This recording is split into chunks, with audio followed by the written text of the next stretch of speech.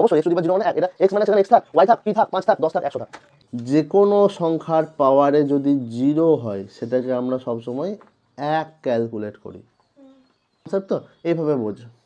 ধর x কিউবকে x cube দিয়ে ভাগ করছিস, ধর ধর ধর দুটো একই সংখ্যার ভাগ হলে আমরা কি করি? এক আনসার লিখি। তাহলে এটা মানে তো এক, ডেফিনেটলি এক হবেই হবে, একই সংখ্যাকে ভাগ করছি। এরপর চলে আয় এর একটা আলাদা রূপে, দুটো সংখ্যার ভাগ হলে এখানটা একই তো, এখানটা একই তো, এক্সই তো দুটোই, তাহলে মাথার পাওয়ার কি হবে? বিয়োগ হবে। তাহলে আমি এটাকে এরকমও তো লিখতে পারি, x to the power 3 minus 3, তার মানে 1। তাহলে 3 থেকে 3 বাদ দিলে কত হয়? 0। তাহলে এক্স টু দি পাওয়ার 0 মানে কত? 1। মাথায় ঢুকে গেছে? 11 উপরে 0, আনসার কত হয়ে যাবে?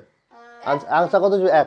যার মাথাতেই 0 চলে আসবে, অর্থাৎ যে কোনো সংখ্যার সূচক যদি 0 হয়ে যায় তার আনসার কিন্তু কত হবে?